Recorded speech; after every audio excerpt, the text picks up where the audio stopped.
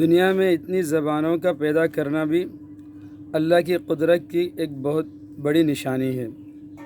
اللہ تعالیٰ قرآن کریم میں فرماتے ہیں، سورۃ الروم پارہ نمبر 21 کی آیت ہے، وَمِنْ آيَاتِهِ خَلْقُ السَّمَاوَاتِ وَالْأَرْضِ وَاخْتِلَافِ أَلْسِنَتِكُمْ وَأَلْوَانِكُمْ إِنَّ فِي ذَلِكَ لَآيَاتٍ لِلْعَالِمِينَ۔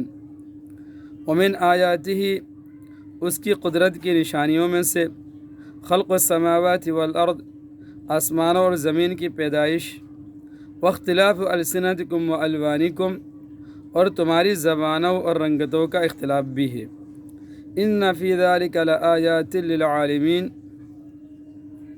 دانشمندوں کے لیے اس میں یقیناً بڑی نشانیاں ہیں۔ دنیا میں اتنی زبانوں کا پیدا کر دینا بھی اللہ کی قدرت کی ایک بہت بڑی نشانی ہے۔ عربی ہے، ترکی ہے، انگریزی ہے، اردو، ہندی ہے، پشتو، فارسی، سندھی، بلوچی وغیرہ ہے۔ پھر ایک زبان کے مختلف لہجے اور اسلوب ہے۔ ایک انسان ہزاروں اور لاکھوں کے مجموعے میں اپنی زبان اور اپنے لہجے سے پہچان لیا جاتا ہے کہ یہ شخص فلاں ملل اور فلاں علاقہ کا ہے۔ صرف زبان ہی اس کا مکمل تعارف کرا دیتی ہے۔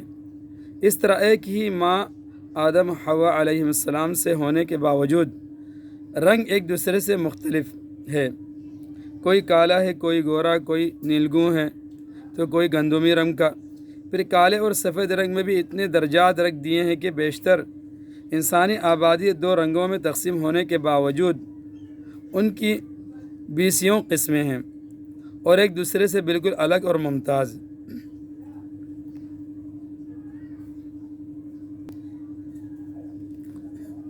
پھر ان کے چہروں کے خد و خال، جسمانی ساخت اور قد و قامت میں ایسا فرق رکھ دیا گیا ہے کہ ایک ملک کا انسان الگ سے پہچان لیا جاتا ہے، یعنی باوجود اس بات کے کہ ایک انسان دوسرے انسان سے نہیں ملتا، حتیٰ کہ ایک بائی دوسرے بائی سے مختلف ہے، لیکن اللہ کی قدرت کا کمال ہے کہ پھر بھی کسی ایک ہی ملک کے باشندے دوسرے ملک کے باشندوں سے ممتاز ہوتے ہیں۔